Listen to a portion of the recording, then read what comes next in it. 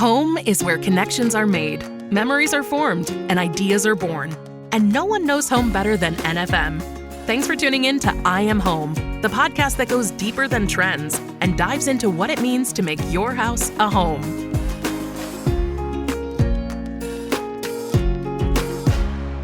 Hello and welcome to I Am Home, the Home Life Best Life podcast. I'm Tyler Wisecup, joined by my co-host who brings balance to our podcast cheese and cracker ratio. It's Becca Sudbeck. Hi, Becca. And our other co-host, she sets vibes warmer than a Dutch oven. It's Hilary Woltemath. Hey, Tyler. Hi, Hilary. Today, we're diving into the art of holiday hosting, and we've got a true expert with us. NFMer Amy Gottula is joining us to share her top tips for making gatherings memorable and stress-free. Amy, thank you for being here. Thank you guys so much. I really appreciate it. I was kind of hoping for something like Amy, I liked the Dutch oven. Yeah. That was really nice. Yeah. That's the second time today. I know. Oh, we did a double Dutch. That there has been a specific request for the openings. I'm just going to have to expand the amount of time it takes me to write these. To think of that. Yeah. I feel you. I spend probably more time sometimes on those openings than I do on the rest of the script. So, but no, I think it'd be totally worth it, Amy. I said to Cliff 7 times. So like, where were we at? Like second, third? Yeah. We're getting close. We're getting there. Yeah. We're For getting sure. there. I'm feeling good about it. Yeah. We'll keep it in check for sure. Since we're already off the rails, let me tell you why we're even doing this podcast. And that's because NFM is more than just your everything home store. We're in the business of improving lifestyles because your home life should be your best life. And you can learn more at nfm.com. So Amy, I know that you've helped how NFM has shown up for the holidays in multiple ways through different roles here, from buying to promotions. Live streaming is now something that you're being super critical in, but you're also this pro level holiday host. And I know that you've got some tips for us today. So I'm excited to hear all about them. Yeah, I just am going to be sharing a few things to make your holidays easy. Things that I've done that I know have helped me in the prep of holidays and the meals and the hosting. I think people get so stressed out about it. Yes. And it almost takes away from the actual event, the fun of it. The fun of it. Fun anymore. Yeah, you want to enjoy your family and friends and not be super stressed or stuck in the back of the kitchen while everyone else is enjoying themselves. So true. Yeah. With that very kind of good segue is the very, very, very first thing I do is I plan my menu. And a couple things that I personally do when I'm planning my menu is I'll do this a couple weeks beforehand to any event. And this could apply for a dinner party. It doesn't have to just be Thanksgiving, Christmas, or whatever, spooky season, whatever you're doing. I'll do that a couple of weeks beforehand. And I'll make a list of the things by day that can get done and accomplished. So I'm not doing it all at once. Yeah. So 3 days before I can make my sauces or desserts. 2 days before I might prep my meat and a few other things and have some dishes prepped so I can just throw them in the oven the day of. So I just try to do things like that. And then I also like to kind of think about who my crowd is and what my crowd is too when planning the menu. Do I have any vegetarians? Do I have gluten-free, or I need to be food conscious of anything? Picky eaters, exactly. So I think about that too when planning the menu. And just not going kind of like we are today completely off the rails with, trying to do some type of completely different meal that, isn't going to appease everybody too. So that's definitely the first thing I do. Do you ever, this is sometimes where I go off the rails early is I'll be like, it's probably not a good idea to test something a new done before on a party. No, okay. That's not your tester. And if you do want to do that, sometimes I'll do that on my family a couple weeks beforehand. Yeah. I'll make them whatever it is that a perfect example is when for a holiday, I made these creamed parsnips for my husband's family. And they just kept picking around and be like, is this a root vegetable? And really intrigued that I made a root vegetable. So I was like, oh, this definitely was not the time to test this or make that particular dish. Yeah. So crowd pleasers. For sure. But you also talked about having maybe 1 or 2 wow dishes. Are they also the crowd pleaser, or is that something where you're stretching yourself? It depends. Kind of depends on what you want to do. Like that could be the meat. That could be, you're making a beef Wellington for Christmas versus, your everyday turkey, or you're doing a turducken. Well, I did a Wellington last year, folks. That's good. Or like a turducken or something like that. Mm-hmm. Like that could be kind of your crowd pleaser, or it could also be like just some really beautiful dish and how you, present it. That could also be a crowd pleaser as well. So it's like a fun time to use like bougie ingredients too. I think like, I don't know, throw a little caviar on top of that baked potato or something, Anytime somebody says lavender is in a dish, I'm like, oh, okay. Automatically fancy. That is fancy. Piques your interest. Yeah. Little Kerrygold. Some I herbs. buy that by the pound during the holidays. Yeah. Kerrygold. Yeah. Yes. Good butter. The good butter. Are you doing like menu math to get the head count right? Like, what's that process look like? Yeah, that's definitely part of it too, is like how many people you're having, you got to think too. Cause I mean, that's part of it, is the logistics of it a little bit that sometimes I think we forget about too, is how many people you are hosting. Where are these people going? What like all that piece of the pie also. And piece of the pie, get it? And kind of in conjunction, and a good segue from that planning early and like the menu planning is delegating. I think that's another huge piece too, is like if you aren't necessarily, you talked about the wow dishes, you might very well be the dessert guy. And it's like, you know what, you own the dessert, you make that. I'm perfectly fine with that. I'm not a dessert, like I don't bake. I'm not good at that. So I think about strengths and weaknesses too, and the things I'm weaker at, I let other people do. And like it always just seems to work out. Like if you like to make fun craft cocktails, you can bring the cocktails, you can bring the dessert, you can bring whatever it is you want to bring, Becca.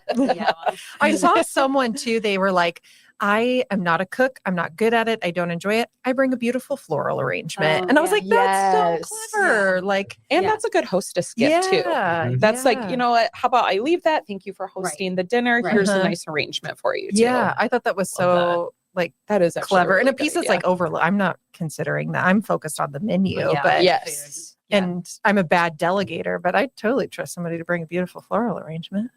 Not make my gravy, but you can bring the flowers. Well, Amy, how do you like make it feel natural when there's delegation involved? Because sometimes it's like, oh, am I like, I don't want to force people. Yeah, like, are people offering? And like, and then you're like, yeah, bring this. Or I feel like everyone always seems to offer and want to help. Like people eagerly like to help in some way, shape, or form. You don't ever really want to show up empty-handed. Exactly. And whether that is a floral or that is something else, like I think people do like to, I mean, you kind of look schmucky in my opinion if you don't bring at least a little something. And it's also easier if someone tells you what to bring. Yes. Right? I totally agree. Like, I don't know what they're doing. Like if you tell them specifically, I think it's way easier when someone's like, yes, I want you to bring this. Or even if it's like a dessert, like got it. Yep. And I don't have to think about all the other options that I could be bringing. That's 100%. And now it's like I have this friend group and we do a Friendsgiving. We all know like our hot dishes and we look forward to each one of them. So it's like this person's, I love their sweet potatoes. So I'm so excited for their sweet potatoes. And it's like we all pick kind of our star dish to make during the holidays too, which is kind of fun. And it's like you just kind of know that person does this, you do that. But kind of love that. Too. Yeah. And like when we were doing some of our like trend forecasting, I can't remember the statistics, but the number of people doing like Friendsgiving year over year is like increasing on top of like the traditional family get together. Sometimes your friends are way better than your family. It's the chosen family. It's the chosen family. And sometimes they're better cooks too. Oh, that's by far. Fair. Oh my gosh. This is. I know. I know. Truth. Something. It's something in the pod. Oh my. Okay. Hot takes. Yeah, really is. Is this like delegation? Does that expand to the day of? We've talked about like people bringing something, but like, are you also like, hey, I want you on music. I want you. Is that something that you're thinking about too? I don't quite think that deep into it, but there is, for kind of a cleanup system, I will peg like a few people to help me with cleanup for afterwards, which I'll get into that here in a little bit, because I do think that that's something, again, that people think about or forget about during that time. But yeah, I definitely do. Well, I guess I do day of delegation to a degree. but not like to my guests. I want my guests to feel very natural. Like I wasn't stressing about any of this. Like I think about this like video of Martha Stewart and she's like whipping up chocolate in the rain. And then she has all these guests in the background just having a time drinking. And she's like, they don't know that I'm stressing out right now and that it's raining and I don't know what I'm doing. And that's like, you don't want your guests to feel that. Again, you brings want bad energy. Yes. You want the good energy, the good juju. You want all of that. And for your guests to feel that, because I do feel I'm a person that feeds off energy. So like if you're feeling anxious, I most likely am going to feel anxious. Or if you're upset about something, I will feel that. So I try to keep it just very light, very like this is about, and that's what the holidays are about. It's about fun, about family, friends, getting together. Just, you don't want to stress yourself out over that because there's so many other factors that play into the holidays that you can stress out about. Yeah. You know, that this is the one thing. It's like, just make it easy. And kind of one other thing that I do too with that is I mentioned about the early menu. When it comes to the actual prepping of the day, I kind of want to touch on that too, because I do think there are some things that I do that kind of help streamline that whole day. So I kind of already mentioned 3 days before, I tend to make any type of sauce or oil or butter or compound, a brine, if you will. If you have a turkey, I will do that a couple days before. Then when it's 2 days before, if there's any type of vegetable or anything else, I will cut it. I will have it prepped and I will have it in containers. So it's a dump and go situation. And I'm not doing any prep while people are there. And kind of along with that, I always am cleaning up as I go. I always keep a bowl with me for any of like my scraps, cans, you name it. And then the garbage bowl. The garbage bowl. Yeah. I mean, that's a classic. Rachel Ray, 30-minute meals. Yeah. I take that sucker and I just throw it away. And again, I just try to make it easy so I don't have everything everywhere. Again, because that makes me anxious and stressed, and it causes the whole thing. And then it just goes downhill. So yeah, those are just a couple things that I do that I feel like just make it a little easier, streamline it. And yeah, it's a little less stress. And are you doing like timelines for that as well? Or you've gotten to that point in where we're I'm a little OCD. Yeah, I do have timelines. Like if you look at my notes of my phone, like I already have Thanksgiving kind of noted out of like how I'll kind of do a few things and prep, and I kind of and I already know too. I like to plan out early too, so people also aren't stressed. Like, so if you are the one bringing the pie, you have time to make it or order it or whatever you want to do with it. So I do try to give them like a couple weeks in advance of like, hey, can you bring the pie or can you bring this, that, or the other? And then share really the menu when it's last minute, I feel like. Yes, exactly. Then again, it causes the whole stress. Yeah. And I want to do my grocery shopping before everybody else is doing it on the Wednesday before. Like you will not catch me in the grocery store like the day before Thanksgiving. It's really not. I mean, yes, that's a way to add stress. Yeah. So like I love like mapping it out early so you can avoid that, or put your grocery pickup order in too. Yes. You know, like, and what I like about that is you can have your recipes or your lists out and then you can just be doing your groceries as you go. And along with that, I think one thing too that always helps is setting the table the night before. Setting one thing you can get done. Exactly. Out of the way. Set it the night before. Have your kids help or friends help or your husband help. Whoever. It can be a pretty quick process if you have a few people helping you out along the way. And again, that kind of just helps you map everything out and where people be sitting, where you're going to put food. Are you going to do a buffet line? Kind of what you're doing. Yeah, I'll never forget. I can't remember if it was Martha or Ina that had the tip of like sticky noting your dishes. Like, we've talked about that. Yeah. So if like somebody wants to help, or like, instead of like when your mashed potatoes are done, trying to like dig through your cabinets to find what bowl fits in. That's like, actually a great call. Locked in. I'll never forget that one. I'll have the dish and I'll have the server with it. So it can be, this is mashed potatoes.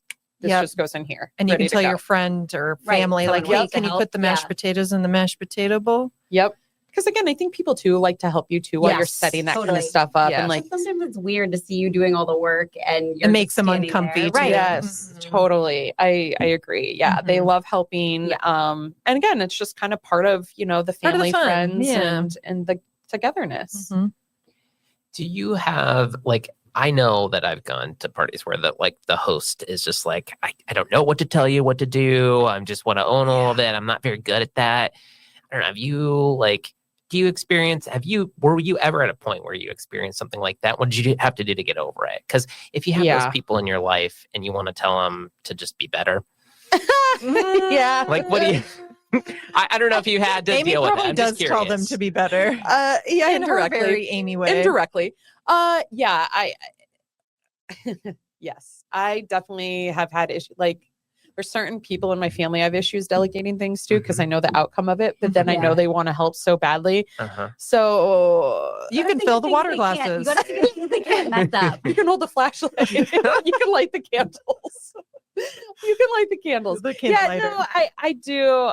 Because I do like things in a certain order and look and feel. But that's where I feel like if I'm the one hosting it, I can kind of control that already. If I'm kind of giving you prep it all beforehand and label it. And then I'm asking people kind of, again, knowing my strengths and weaknesses. Like if something's a weakness and like you kind of like doing it, I'm going to give you that bone and let you take that on. So it's taken some time, definitely. But as I've gotten older too, and the bigger the family's gotten, the more people I'm hosting, the more I like to host.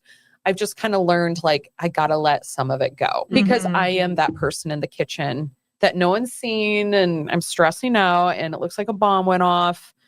And then I get out there and pretend everything's okay when I'm like, no, not sweating. I'm sweating, like mascara's running, cutting onions and all the things. So yeah, it definitely has taken time, but yeah, I think just the older I get, the more I just have let some things go too. What would you have to do to like make that happen? Was it just over time? Was there a moment? Was there a trigger? Like, like if we're trying to help people get over themselves a little bit, it truly was. You know, the text message of, hey, can I bring something? You always cook and I really want to bring something. That was it. Somebody had to pull it out of you. That's all it really was, is they really want to just bring. Why am I not letting people bring a few things? Like, even if you're traveling, if you're offering to bring something, again, if someone's traveling, then have them bring the drinks and they can easily pick that up and pick that up, or, you know, it's portable. So like, you know, they can do that. Or if they're picking up a cake or something that's already made and have it in a safe space, like that's the kind of stuff to be cognizant of. But yeah, I just, at the strengths and weaknesses. And if you really want to help, I'm going to let you help. And that's really, it was like probably 3 years ago. It was my mother-in-law. She's like, I really, really want to help. And I was like, oh, okay. You can do charcuterie. And then I slowly just let it go. Yeah. And having kids too, I think too, has made a difference. Yeah. Like, my kids really want to get in there and help and do stuff too. Totally. And like that memory of like doing it together sticks with you so much more than like, I did it all myself. Those brownies weren't the best looking. Yes. But more memorable because they chipped your teeth, you know, and like you find a shell in there. I'm sorry. That's part of the gig, you know, shells go in. A little texture. Texture. Yeah. Yeah, exactly. But yeah, and I think too, some of you were talking about the delegation of it is, at the end of every meal is kind of that whole cleanup. So like once you've wrapped up, everyone's eating, you know, there's still work to be done, right? Like the place isn't going to clean itself. I think it's always nice to have like, some type of, I like to have like a Tupperware container where I can just kind of take people's dishes, put it in there real quick so they aren't thinking about it. It's not a big thing. Take it back with me. And then me and a few other people are back there cleaning. Or a lot of times people are like, you cooked these three. Yes, we'll do the dishes. Men. Yeah. Strengths and weaknesses, you know, they're really strong in dishes. Right. Sexist much? I tell you, it's good for you. So yeah, it's your time. Okay. So, the cleanup plan. Excuse me. You had mentioned, I think we were preparing for this. Like the dishwasher is like open, it's ready. You've got buddies helping you. Are those people that you're calling out ahead of time, or this is just more naturally I keep that occurring? natural. Like you don't want to go and be like, I'm the person cleaning, but like it's like, hey, can anyone just help me out? And normally there's naturally jump. And I feel like usually it's like people see you doing work and they're like, I'm not just going to sit here while you have already done all the work, you're hosting, whatever. Like, let me help you. And if you have 3 people, you can knock it out. So fast. It goes so quick. Yeah. So quick. And Tyler, you had asked like a really great kind of question when I was figuring out what to talk about. And I think this is probably a good segue of that of, like what's something a little special and maybe different you do that maybe most people don't. Well, one thing that I always do is I'll buy containers beforehand at Costco, Walmart, Target. So as I'm cleaning up and the food's kind of still sitting out, I'll have people go through the line and make themselves container of food just so they have a little roadie. Yeah. We don't need all the food. I'll be stuck with it. Everyone can have a little something. Or if you have someone at home that you could make one for, like a neighbor who doesn't have someone to spend holidays with, you'll have a little container food with them. That's so thoughtful. And that kind of just helps with the cleanup too. Totally. Yeah. It just, people are kind of naturally doing it for you and they don't even realize it, just helping out that way. That's so clever. Yeah.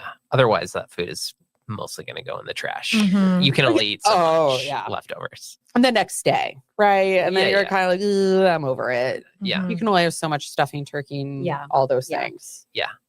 And you've gotten many comments on the fact that you do that just generally, right? Having the Tupperware, like people will enjoy it. Yes. People have always commented on that. Like, oh, that's just so thoughtful. And I really appreciate it because again, like they kind of, if it's a joint effort, everyone's brought a little bit of something too. So it's just nice to share that with everybody. And it's always just been a really nice thing to do. And I think people appreciate it. And it indirectly kind of helps you out too in the long run as well.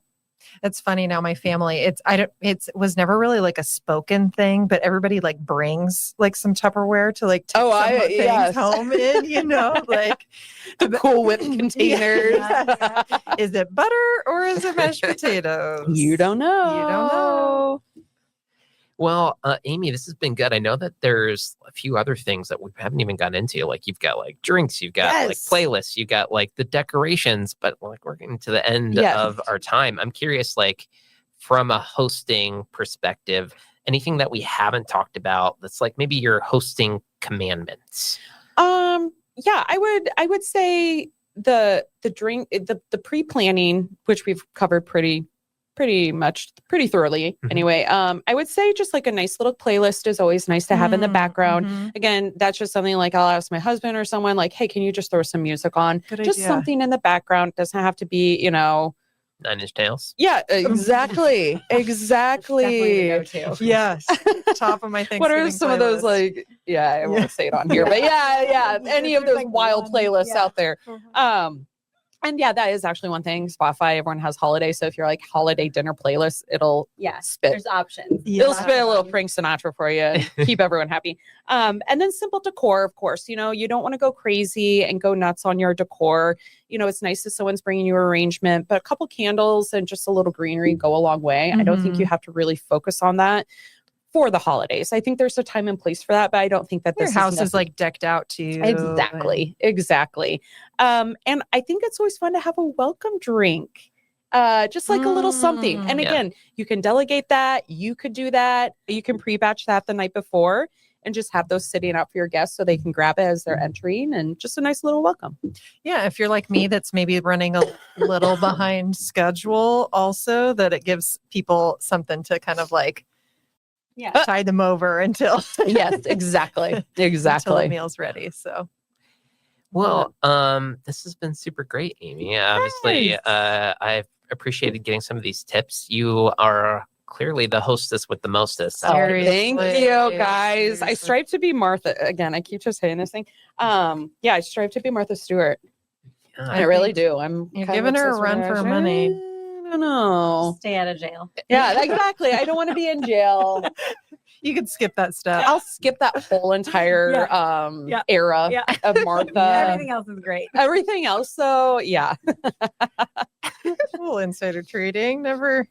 Hey, she got Snoop Dogg. She got Snoop Dogg out of it. It's true. She came back with vengeance. She did. Oh, yeah. It's a full circle this episode. Oh, yeah. Off the full rails circle. to still off the rails. Yeah. But Amy, this has been great. Yes. Thank you guys so much. I really appreciate it. This has been really Holidays can be fun and a little chaotic, Of just like course. the I Am Home podcast. Yes. Yes. Oh, man. good segue. That's Then fantastic. she put it full circle.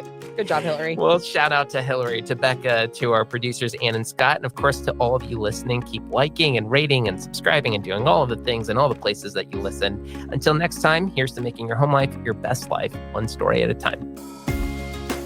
Thanks for joining us today for I Am Home with Tyler Wisecup, Hilary Woltemath, and Becca Sudbeck. No one knows home quite like NFM. So if you'd like more information on home design at NFM, please check out nfm.com and leave us a review on the podcast platform of your choice.